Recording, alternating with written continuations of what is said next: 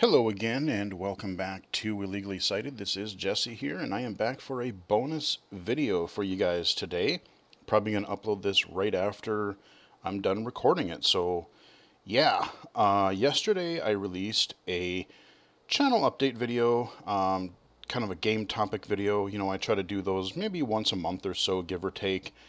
And as I said in that video, or as I say all the time in these update videos, try to do them about once a month or so, but lately, the last few times, man, I think that the moment I release one of these update videos and talk about some given topics and what's going on, usually like a couple days afterward, there's some big old ridiculous thing that happened.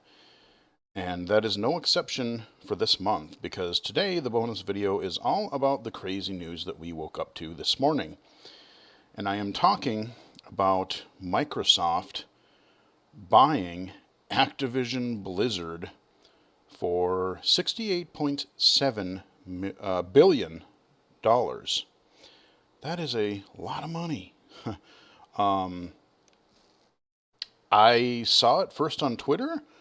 I believe it was Jason Schreier's post, and I'm thinking, no, this has got to be like a speculation or rumor or whatever. But then I started seeing it more and more, and then I saw official posts from Microsoft about it, checked a couple of websites and stuff. You know, a few more details trickled in throughout the morning. Yeah, Microsoft is buying Activision Blizzard, and there's a lot to take in there. There's definitely a lot to take in there. But then I also got some other Microsoft news this morning that I'm briefly going to touch on. And that is, if you are a VoiceOver user on iOS and you are using or need to use the Microsoft Outlook app for iOS, they did some bug fixes, because I don't know if I've mentioned it on any of my videos, but for the past, I don't know, couple months now, they've had some really strange VoiceOver issues where the main one that was driving me absolutely bonkers was that I could use the message list perfectly fine.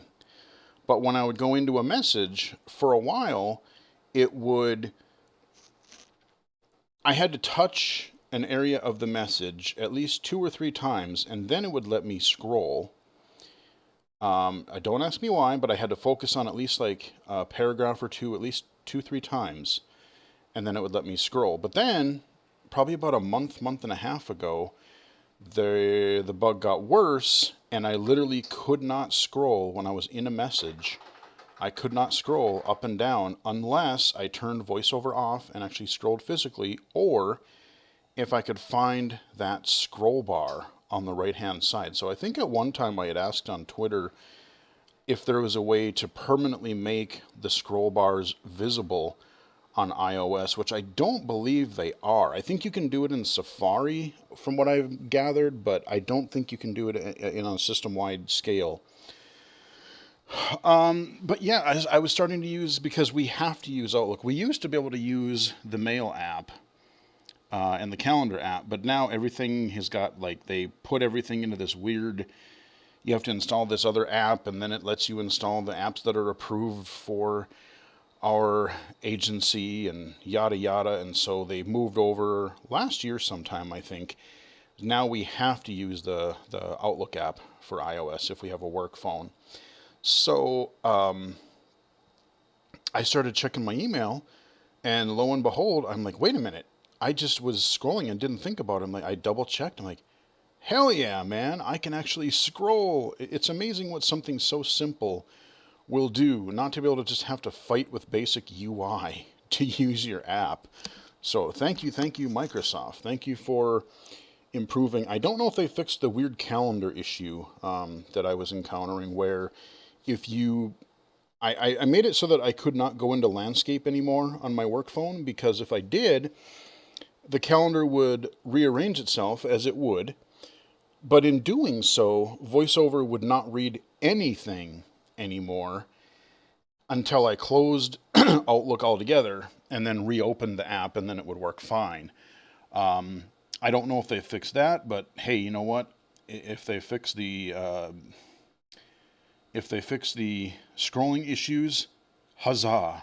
We are a lot more closer to sanity again, because that was really starting to drive me bananas. Anyway, yeah, a little tangent aside, but it does have relevance to you guys though for this channel, because again, we got a lot of blind iPhone users out there. Maybe you have a job where you have to use Outlook. They seemingly did something, because it works again, and it didn't yesterday. So, huzzah! Anyway, on to the topic at hand. Microsoft buying Activision Blizzard. Normally I don't report on news or buyouts or things like that, but this is kind of just too crazy for many reasons. Of course, first and foremost, you have to think about all the stuff that Activision Blizzard has gone through lately. The last couple of years, especially just more publicly. I mean, yeah, this stuff has been going on for years and years and years. But Activision Blizzard, for those who don't follow the gaming industry, they have kind of been in the hot seat for quite a while now because of a lot of inappropriate behavior, bad working conditions, treating inequality as far as like, oh, this group gets paid this well, this paid, if you're a woman or a minority, you don't get paid as well. There's been tons of harassment and sexual harassment stuff. I mean, you can read reports of the stuff that's been going on at these companies.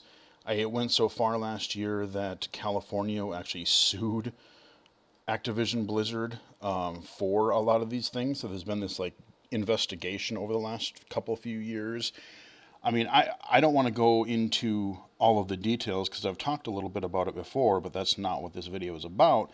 But it absolutely has something to do with this buyout, because you're like, boy, if you're Microsoft, on one hand, you're like, well, gee, the stock price has dropped so bad because this company is just awful lately. Maybe we can go in there and clean it up, and they can get it. If they're gonna bother to try and make an offer to buy it, maybe they can get it cheaper because they have all this baggage associated with them right now. So that's on the one hand. On the other hand, what they're really looking for is, hey, Activision Blizzard, they have a ton of past and present games and franchises that we can not only have under the Xbox umbrella, but that they can add to Game Pass. And of course, that is their ultimate goal. They've already talked about that a little bit. Hey, we're trying to get as many games as we can once this happens to be on Game Pass. So, like I said, to break this down a little bit, my first question is, or when I saw it this morning, my first question was, could this even happen? Think about Microsoft in the 90s, that big antitrust trial that they had in the mid to late 90s. Microsoft was this big evil corporation that owned and dominated everything, and you had Netscape and all these other things, and Microsoft went through all that. Because Activision Blizzard is so big, if this happens, they have already said, many sites have already said this, they're going to be like the fourth largest game publisher in the world. So, is this going to be too much of a monopoly? Especially, like I said, looking at Microsoft's past antitrust stuff that they've gone through, could that happen again, and could this even be allowed to go through? I saw a couple of other opinions that kind of made a good point where it may have a better likelihood of going through, because if you look at things, even Microsoft exclusives, Minecraft, they bought out Mojang, so they have Minecraft, but Minecraft still appears everywhere because Minecraft is just like a platform in itself. Even things like Halo and Forza, you can go onto Steam. A lot of these things, even I think you might even be able to go get like Psychonauts 2 on Steam. they're putting these things on other platforms. So Nintendo's getting a couple of things. Steam is getting a lot of their first party stuff because hey, it's PC. We can be on the Windows Store, but we know that when you say PC, people just kind of automatically think Steam, and maybe to a lesser extent the Epic Game Store or GOG. They are still putting some of their franchises out on other platforms, and they're not taking away like, oh, hey, we're going to still let PlayStation have multiplayer for this game that's already out or what have you. So they're being a little bit more, like they'll take exclusive when they can really use them, but they're not being like super mean or aggressive about it. So that's the one thing that maybe might save them and let this sort of go through as this gets reviewed. So yeah, that was my first question. Could they even be allowed to do it? Thinking back to the antitrust stuff of the '90s, or would we see that again? Um, and then, of course, like I said, the main second thought I had was, God, why would anyone want to buy Activision Blizzard right now? I mean, yeah, Blizzard is known for a lot of games. I mean, Activision has been around since the Atari 2600. They have a huge legacy of games. Believe it or not, it's more than just Call of Duty. Yeah, I know. They make other games besides Call of Duty. Who would have thought? Um, but they have a whole list of stuff. But like I said, with all the negative press that Activision Blizzard has been going through, we've had the state suing California suing the company. We've had all these allegations and walkouts and other companies speaking up against all the sexual harassment and inappropriate behavior that's been going on over the past couple of years, especially as it's gone more public. Huge numbers of people are really calling for Bobby Kotick, who's the head of Activision, really calling for his resignation. Like he should have been gone months ago. Um, because again, yeah, it could be executives or management that's doing some of this stuff, but it could be regular Joe Blow employees. But at the same time, even if it is, it's up to management. You have to change the organization from a top down. Like, yeah, you got all these misbehaving people on the lower end of things. But if your upper management lets it happen, they're just as guilty for not doing anything about it, stamping that crap out. So, I think, what they say, Kodak's been there for like 30 plus years. And I don't know how long some of the other management has been there, but I mean, come on, like he couldn't have not heard of some of these accusations. I mean, look at people in HR, management for HR or anything. Um, Got to get some of these people that refuse to make things change, get them out of there. Um, so, my second thought is, God, why would you want to buy Activision Blizzard at this point because of all the crap they're associated with? Um, so in a way, Microsoft bought a lot of work. They bought a lot of work ahead of them, is what they did, because this deal isn't going to happen overnight. They're saying end of fiscal 2023, sometime maybe next year. It might officially go through if it's allowed to, if it doesn't get delayed, um, that kind of a thing. But yeah, I mean, and both of those reasons, you get the gamer public going, God, is this a really good deal? I mean, is this good for gamers? Is this good in the long run for everybody?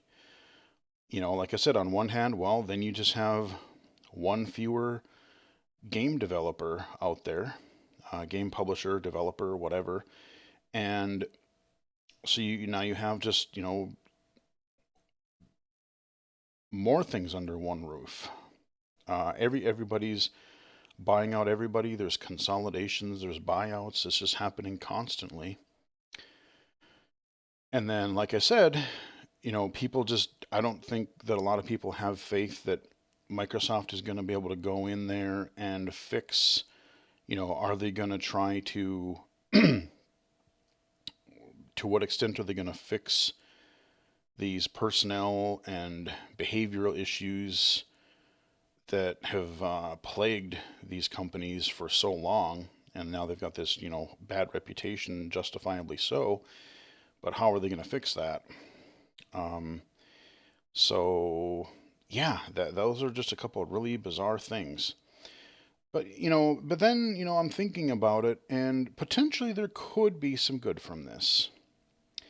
And let's kind of take it the positive side of both of these is first, as I said earlier, Activision themselves have loads of back catalog. You look at franchises from the 80s, 70s, 80s, 90s, 2000s.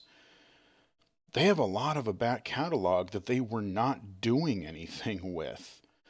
Um, they finally made a great Tony Hawk game after they let that franchise sit in limbo forever. And then when they did bring it back, the games were god awful.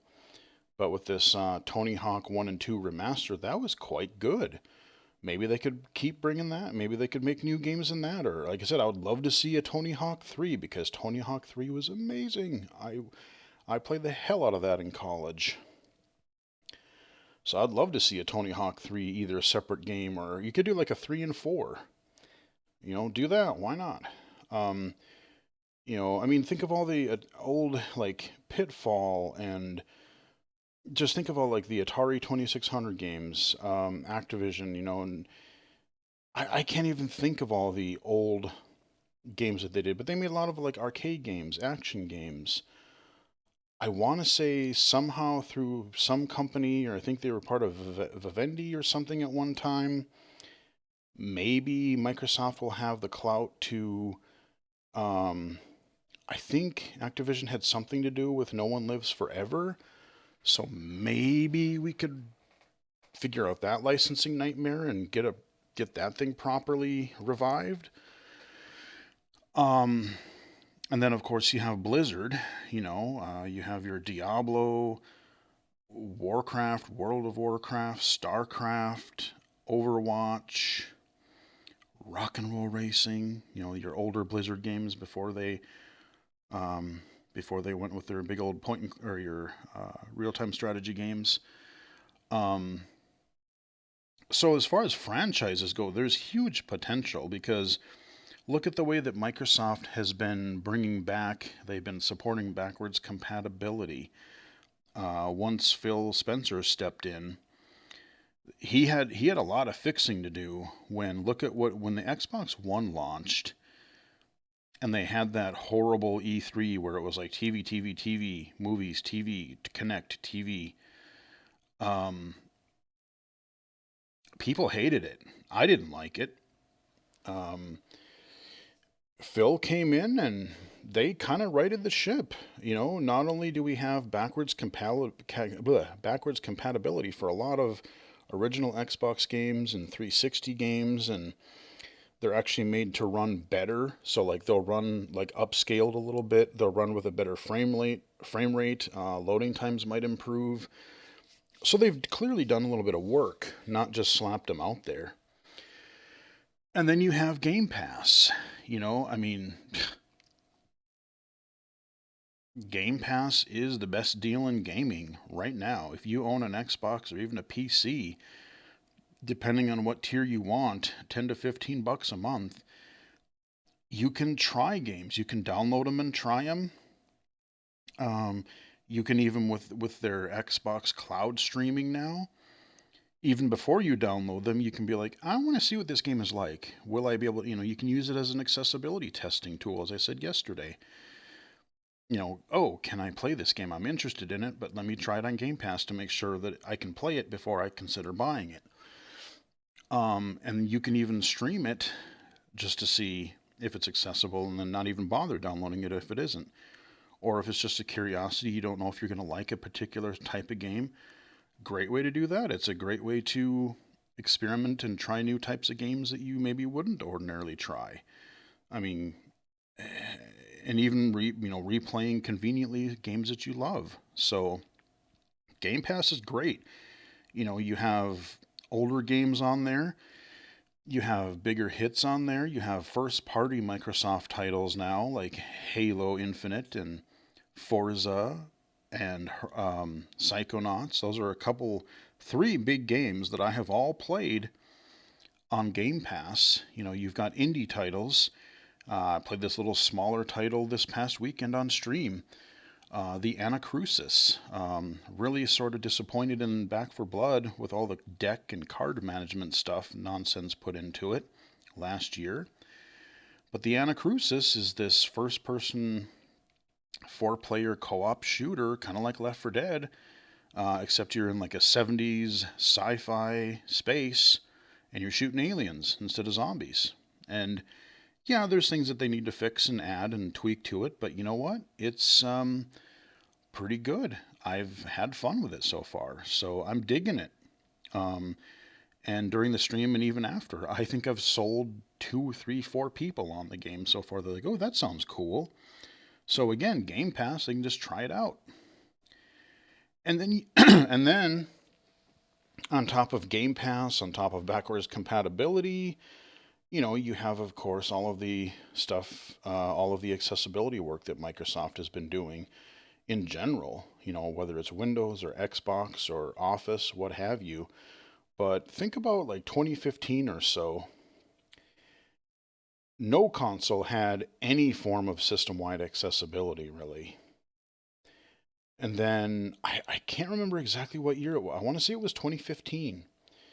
Microsoft came out with Narrator for the Xbox One and then Magnifier. They were the first ones to really do it, and they did it quite well. I mean, Sony tried it later on with the PS4, but it was I don't it was kind of half baked, like it would work, but there you go into any sub menu and there's a lot of places where text to speech didn't work. But now we have the PlayStation 5, and now even them, they have narrator, or not narrator, but they have a screen reader. They have magnification. We have controller remapping and themes and color modes and things. So Microsoft really kicked that off. And then look back at the adaptive controller. That thing was huge. They had a Super Bowl ad for it. Um, they have this whole. I keep wanting to look it up, and I don't know how much of it, like if it's just general information or if there's actually coding in it or whatever. But I want to look at their game accessibility fundamentals thing. I would love to just go through that if it doesn't require really much or any coding, just to be like, oh, I want to learn all about the fundamentals and maybe learn more about some disabilities I'm not as familiar with. I would like to find and make time to be able to do that. But they just released these game fundamentals uh, certificate things that you can earn. Just recently, they also announced different accessibility tags. You can literally search the Xbox Store for various accessibility tags. That's awesome.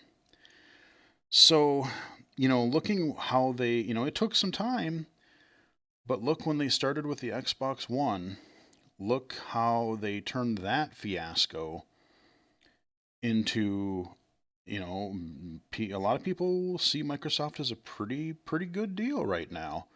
Their Xbox Series consoles are pretty good. They're quite good from what I've seen of them. Like I said, you've got cross play and cross buy. Like you can, if you're an Xbox Game Pass Ultimate user, you can also play these games right on the PC with your Xbox app. Um, they're just really seeming to go pretty user friendly these days. So, I know there's a lot more to tackle, and yeah,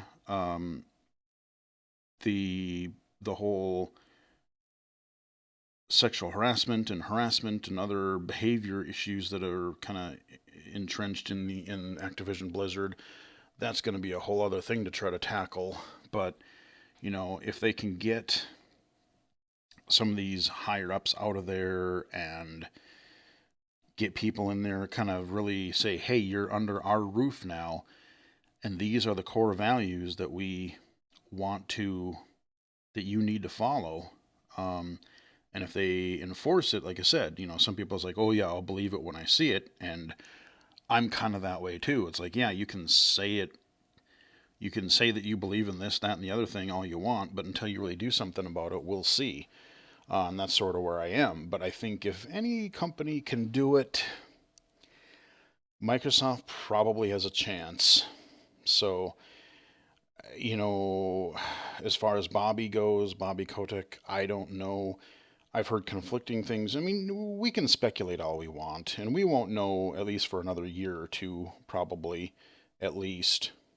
But there's reports that he's gonna still be part of Activision until the sale officially goes through, and then he'll step down. But then there's also stuff like, oh, maybe he'll hang on for a little while longer, and he will try to get things to turn around. But like I said, if he hasn't done it in 30 years, I wouldn't buy into that. I mean, I'd be like, no, this guy is no. This we just got to get rid of him. Unfortunately, he's probably going to make a shit ton of money because he'll get his golden parachute that he can just leave and get millions and billions more dollars on his way out. But at least we can get rid of the dude. At least we can get rid of him. I think regardless of what he says, that's ideally what I think. That's what really should happen. But yeah, so lots to process, lots to speculate. Like I said, a lot of it we're not even going to really know for a couple of years, but it is a really interesting, unexpected, interesting announcement to wake up to. Because again, I remember even just a few days ago, Microsoft had said some statement on social media where it was like, well, we are re-evaluating our relationship with Activision Blizzard. And at the time, I thought, oh, does that mean you're gonna, because of all the negative stuff that's going on in these companies, are they going to say, hey, if you want to be on our Xbox platform at all, or if you want any marketing, if you want any advertising, whatnot, you're going to have to do something because we're not going to stand for this. We're not going to allow for this. And, maybe they wouldn't advertise, or maybe they wouldn't do exclusives anymore. Maybe they wouldn't even allow some games on their system. Who knows how far? But that's what I was thinking. It's like, oh, okay, that's a good way to step up and make a stand. Because if they're not allowed on one of them three or four major platforms, that would take a hit. Hit him in the pocketbook. But then, just a few days later, oh no, what we meant to say was, we're just going to buy your ass. Um, that was kind of weird. That was really kind of weird and unexpected. But yeah, I don't know really what else there is to say. Like I said, is it a good or a bad thing? I mean, it's cool that you get a lot more things coming to Game Pass. That's great. The one downside to all this is the more that Microsoft acquires and the more things that come to Game Pass, I do kind of wonder if it's going to hurt some of the smaller developers and publishers because the more, the more you get in there and the more AAA games you get in there, they're going to suck the air out of everything. And all the attention is going to be paid to, ooh, the new Forza, the new Call of Duty, the new Diablo, the new Fable, the new whatever. And then you get a lot of these indie games that, yeah, people can still try them for free. But as far as like ad space goes and just attention, is it going to be like a lot of these other markets where like Steam used to be a really great place for indies to go because people would find things and go, oh, yeah, let's play that. But then Steam has gotten so overrun with asset flips and other cheap stuff, because Steam pretty much lets almost anything through these days. So people are having more trouble getting their game noticed, these smaller developers. Same thing with the Switch. For a while, oh, the eShop is great because it's a little smaller and we can get our games noticed and the Switch is popular. You can play it handheld. You can play it on your TV. It's a great place to get discovered. And now even them, they've got all kinds of weird shovelware nonsense on their eShop. So is that going to happen? The more the more companies get bought out by Microsoft and being added to Game Pass, are the big AAA stuff. You got your Bethesda titles, your Wolfensteins and Dooms and Fallouts, and then like I said, you got Microsoft stuff, and now you have Activision. Um, is that going to suffocate some of the smaller developers? I don't know. Guess we'll have to see. And maybe, like I said, if they do a good job, they need to bring back like the Summer of Arcade type of thing. Maybe even do it more often, do it quarterly. Say, hey, let's do a quarterly highlight, and we're going to highlight maybe, 5, 10 games. These smaller games, they have to be really, small publishers, small developers, and really highlight those things. Because, man, in the 360 days, that was a great way. Like, I remember every August looking forward to seeing some really fun little games. I mean, I remember, God, was it like you had Braid and you had Castle Crashers, and was Peggle one of them? I don't remember. Um, but there were so many back then. I always looked forward to the Summer of Arcade because they highlighted some really cool games. Um, but yeah, there was something else I was going to say, and now I can't remember. Let me think for a second.